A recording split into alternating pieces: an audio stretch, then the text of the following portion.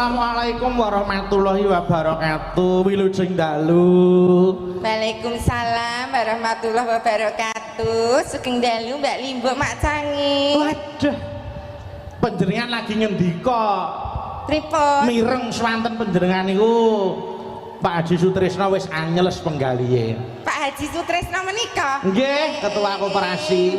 Wah, Pak Haji Sutrisno le ngantu-antu panjenengan nalika rawuh ning gubuk kula. Wah. Pun, pokoke mengke Mbak Cangi kudu nganti widodari sing tanpa ciri. Nyatane iso ketemu ten mriki. Alhamdulillah, wau ugi sampun sempet foto kalian Bapak Haji Sutrisno. Nggih, Pak Sriadi. Pak Sriadi nggih, sembah nuwun foto kok le nyerak-nyerak ya, Le. Mepet-mepet kowe ngono. Heeh, mepet-mepet ngono kuwi kok gek kecilik aku ya. Lah kok kecilik napa? Wis akeh korban sing kecil iki wis akeh. Alah. Anak buahku mbiyen wis tahu ya. Mayang ning Sukarjo. Waduh, sing ayu iki teka ya ta, dipethukke. Aja enek sing methuk liyane aku. Waduh. Nalika semono sing sepeda motoran. Waduh, teka ning Sukarjo dipethuk karo anak buahku. Liyane ora entuk gawake koper, kabeh digawake dhewe. Waduh. Wis cekake goleke nggon sing penak. Oh mriki panggenan nggih dandan Mbak Yu. Waduh. Jangan dimanis-maniske ae le methuk. Iya, bareng ngarep neng pekiwan ning kamar mandi lah kuwi konangane ning kono. Ha iya. Lah pripun to? Iya. Lah mila ngeten. Alhamdulillah kula panjenengan wis kepareng sowan wonten halaman kantor induk Koperasi Karep Jalan Basuki Rahmat nomor 7. Pripun raos panjenengan Mbak Yu? Luar biasa mongkok, seneng saged ikut serta ya Le memeriahkan hari ulang tahun Koperasi Karep yang ke-48. Koperasi Karep, koperasi karyawan Redraying Bojonegoro. Luar biasa ya no. Melu seneng saatase bekakas kene suwantene gek penyanipun Bapak Ketua Panitia ugi Pak Dirut ugi Pak Ketua Pimpinan menika yen ndawuhi gek nek bintang tamu Bojonegoro hebat-hebat ya akeh. Kok sing dipiji kok ya Dedek Mimin karo kowe mesine kan ya mesti ana ditintingi sing luar biasa penggaliane. Apa Mimin kae kejaba ayo jek gadis barang ki lho sing dipilih. Siapa sing gadis? Waduh. Gadis kok nek nguyuh ngadeg. Engko nek lungguh nyapu dalan. Iya. Wong edan Jari iki lho nyapu dalan. Mbok anu, tak kenal maka tak sayang mohon diperkenalkan. Ngaten. Coba urut sing enom sih. Kula rumiyin nderek pitepangan yang gladi wanu, orang bilang tak kenal maka tak sayang. Nami kula Dek Princess Aprilia Sucipto Susuki. Princess Aprilia. Princess Aprilia Sucipto Susuki. Maksudnya pripun niku? Princess menika widodari, Aprilia menika wong wedok sing paling ayu dhewe laire wulan April. Lajeng Sucipto menika susune lancip mergo ganjilan boto. Terus ingkang setunggal Suzuki jarene susu jebul kaos kaki. Waduh deh. Mila Pak Haji Sutrisno rada nyerak-nyerak ngono ya kapusan. Kok atos banget to iki. Lah iya. Apa iki bathok kambil to, Pri? Iya. Boto. Nggih, matur nuwun. Saiki sijine genti seniore, coba seniore kaya ngapa? Rodok minggiran, no. Lah Allah. Nggih. Dalang iki le mirsani aku kanthi permono permati. Bocah iki bener-bener ana cirine apa ora, Bu? Bocah iki bener-bener ana tatune apa ora? Paribasan lemut arek nemplek men pun kula kipatke dereng ngantek tumomo ten badan kula. Saking menjaga kesuciannya. Jomene kok yoga karep ngewak-ewake dahar Didik. Allah. Telek lemute lho arek kowe tak kipatke. Cobi paring asma sinten? Nyun sewu kula ragi kalem nggih. Oh nggih, heeh. Bismillahirrahmanirrahim. Waduh, iki sajake jawis. Syariah kok niki. Assalamualaikum warahmatullahi wabarakatuh. Waalaikumsalam warahmatullahi wabarakatuh. Sing nyelendem dereng anu nyaut salam menika mohon, Bu. Sapa? Ketungkul nonton ketoprak Jepang mau. Wong jawab salah didongake kebejikan kok ya menika. Sing nylentem ora wangsulane piye? Baleni coba baleni. Assalamualaikum warahmatullahi wabarakatuh. Iya ngono. Rak yo jelas. Direk tepang lah diwano. Nggih, kyai kathah mestani kula. Mantasaning Widyawati tetungguling waranggana mustikaning kenya tus-tusing pesinden. Kusumaning ayu mimin saputri ratu angga inggih pringganing tias Ari Gustanti Agni Pratista Arkadewi Kuswardana. Jenenge sak oke sakmono kuwi ya ana artine, Lek. Artine mburi dhewe. Apa? Wardana. Apa kuwi? Waria dodone ra ono. Lah iki kok ana. Iki nggo nyelikke sapa sing kersa. Wah. Kowe iki Sajae kok nek ya. nyandang ki mbok le pernah nek arep munggah panggung ki ngilose. Jenenge do klaten tekan kene 3 jam setengah apa malah nyalira busana rada gesek sithik ya ora apa-apa to. Ki gesek oke ana susu kok doyong ki piye ta, Lek? Apri ora anarkis lho. Ki lenggah Bapak Sri Adi Purnomo karo Bapak Sutrisno Pak Haji kabeh lho sing ora anarkis. Susu ki ra ya lha kok susu kok jajaran genjang ki po. Sing kleru bola-bali ya aku. Lah apa? Jenenge susu ki dikake bayi sing isih usia anak-anak ku ya. Asi. Lah iki tanggaku bareng njaluk ya tak keke dadine terus malah ngedan. Iya. salah ya aku. Heeh. Mbak Apri, Mbak Mimin. Wah, kaget aku. Derek memuji. Mbak Mimin, Mbak Apri niki ulang tahun koperasi Karep. Kula tak nyuwun pendapatnya Mbak Mimin bagaimana dengan koperasi Karep niki. Apa harapan panjenengan?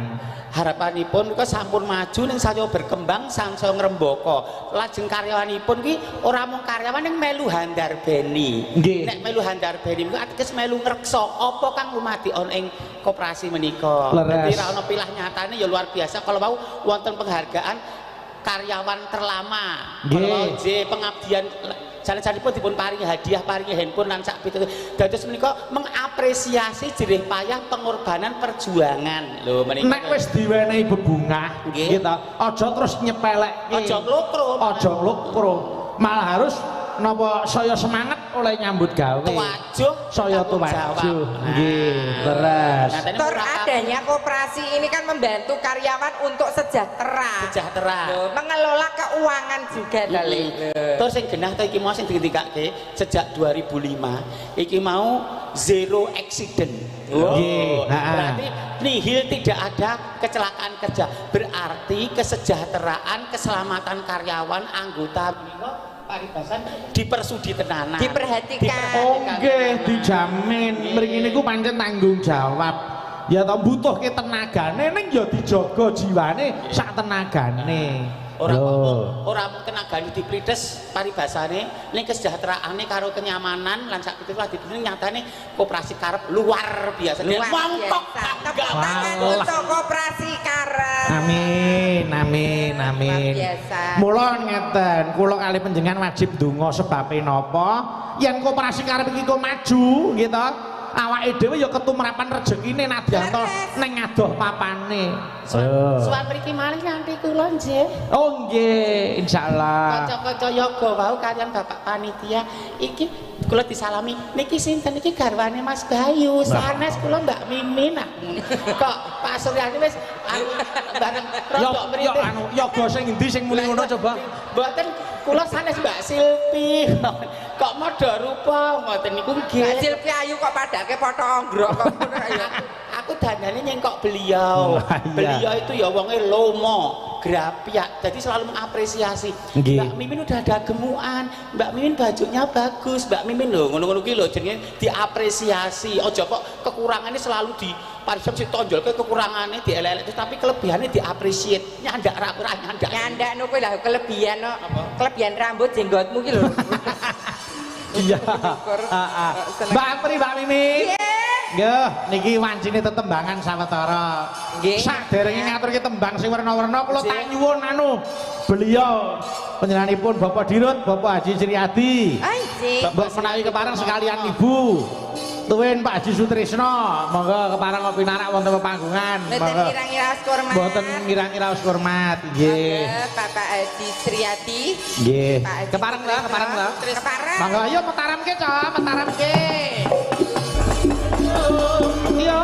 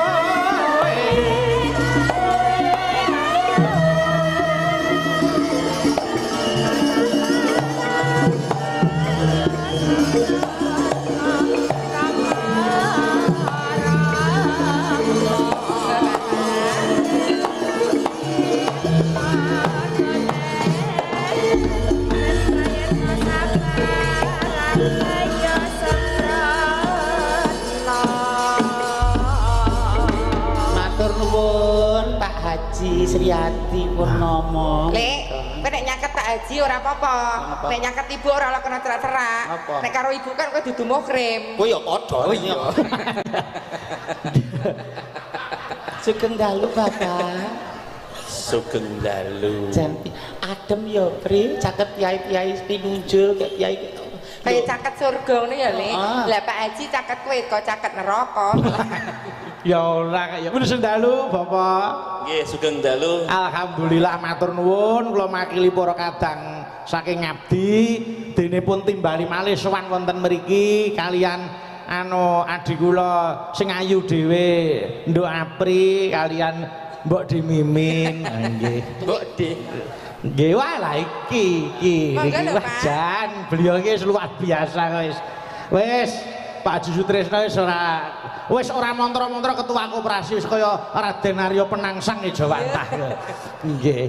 Nggih Bapak nyuwun dawuh Bapak. Nggih, matur nuwun Pak Dalang, Nggih. Mas Bayu dan teman-teman dari Abdi Surakarta dan juga Mbak Mimin, Mbak Apri. Cek, Pak. Wis angel arep di Mbak ya piye nek arep di Mas ya piye. Nggih pun nggih. Kula niku nggih bingung. Lah nggih ta. Lah wong Pak Kaji ae kleru. Nggih. Betul dados menapa nggih, Pak? Apa iki? Lah wong njenengan foto kok kadose nyaman kok sakniki kok kados gila. Besan ngerti asline kok gila. Pak Kaji kula ngantek kleru. Pripun? Lah niku wau foto kok malah tambah aku didisiki bareng salah ae ora ngomong aku. Nah, ternyata kleru. Ya syukur lah. Nek pancen pirsa casing tok nggih ngoten niku. Nggih. Nggih Pak Sri nyuwun dawuh. Alhamdulillah malam hari ini Koperasi Karep memperingati hari ulang tahun yang ke-48. Nggih. Alhamdulillah bisa menghibur masyarakat sekitar Kabupaten Bojonegoro dan sekitarnya dan juga karyawan anggota Koperasi Karep. Alhamdulillah dengan wayangan, dengan lakon Mahkota Romo ini bisa memberikan warna tersendiri di Jalan Basuki Rahmat, di alamat kita Basuki Rahmat Jambean. Di situ tidak hanya masyarakat sekitar yang menikmati wayang, tapi juga menumbuhkan perekonomian. Di sana juga ada para PKL, Bapak Ibu pedagang. Alhamdulillah, semoga laris manis dagangannya. Amin, amin, amin, amin. Inilah manfaat dari kita Koperasi Karep. Kenapa selalu menanggap wayang? Karena selain menguri-uri budaya Jawa, kita juga memberikan perekonomian masyarakat sekitar, terutama para pedagang kaki lima, tukang parkir dan sebagainya. Ini adalah wujud kebersamaan gotong royong. Koperasi Karep harus bermanfaat kepada seluruh umat dan masyarakat. Luar biasa, Tepuk hebat. tangan kagem Koperasi Karep. Nggih Bapak. Nah, malam hari ini matur nuwun Mbak Jange. Nggih.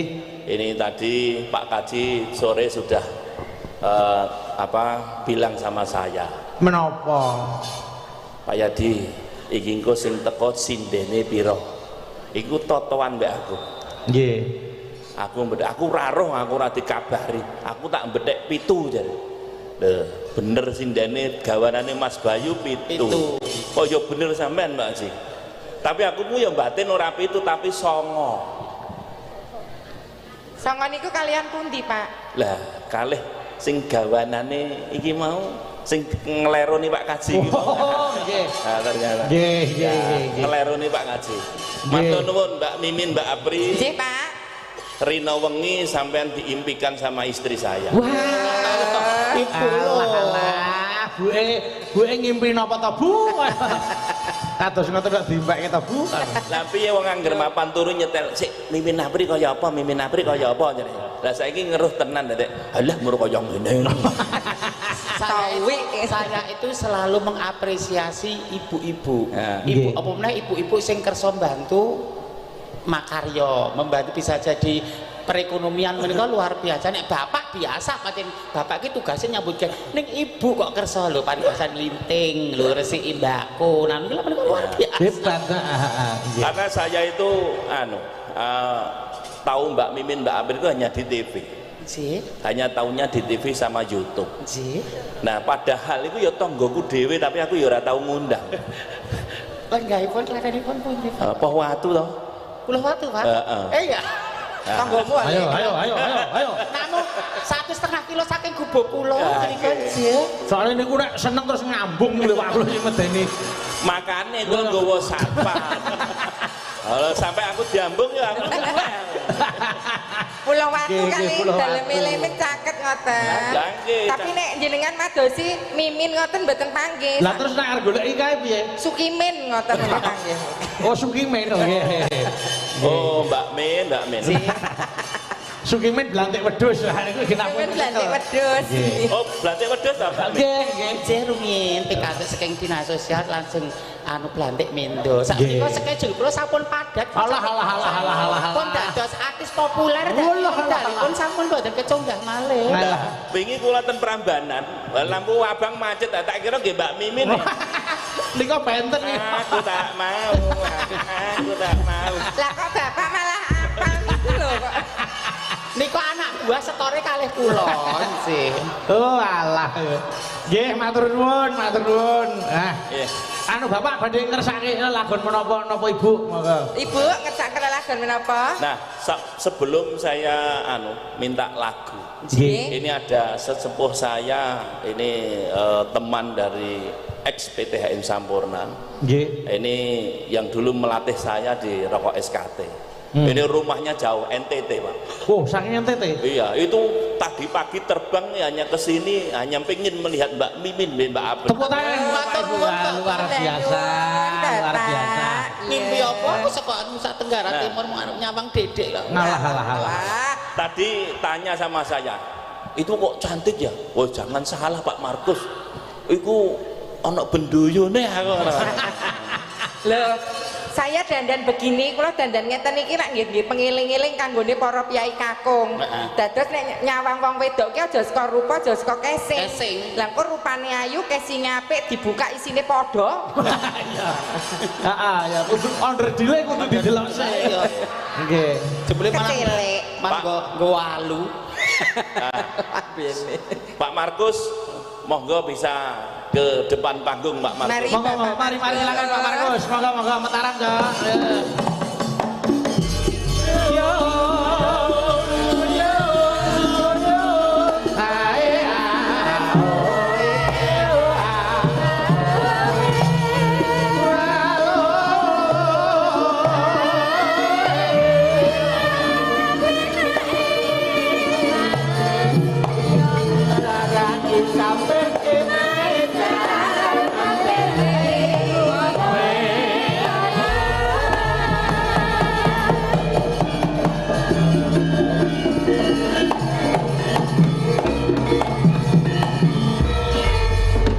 Selamat malam Bapak Markus.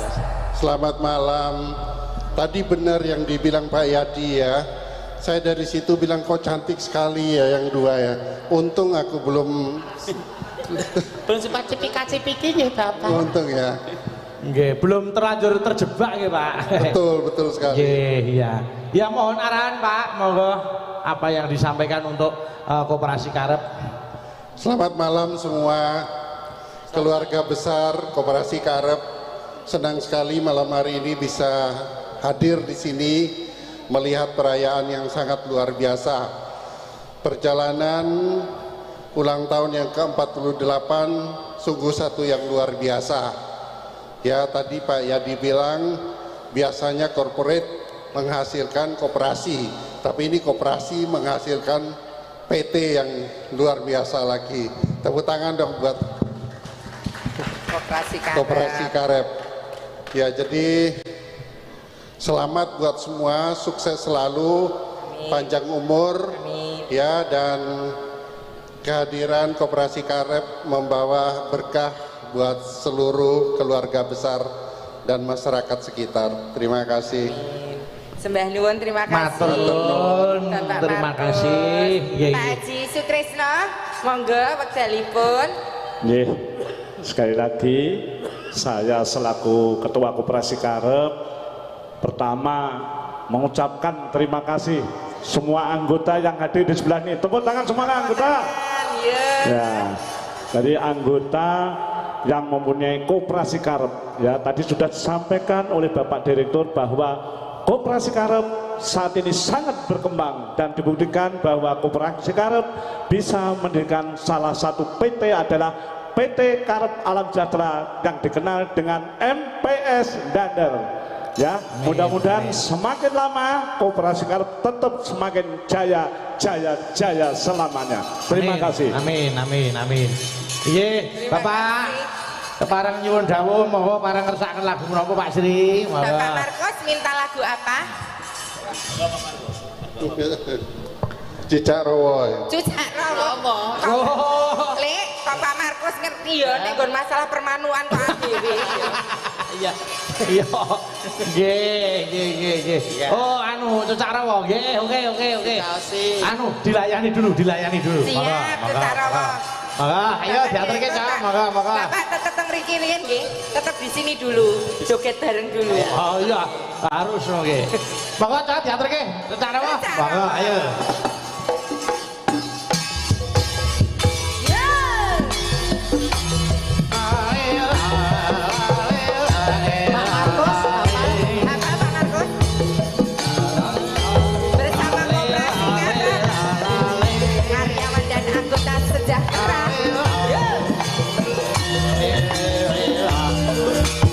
Ibu-ibu yuk, kur.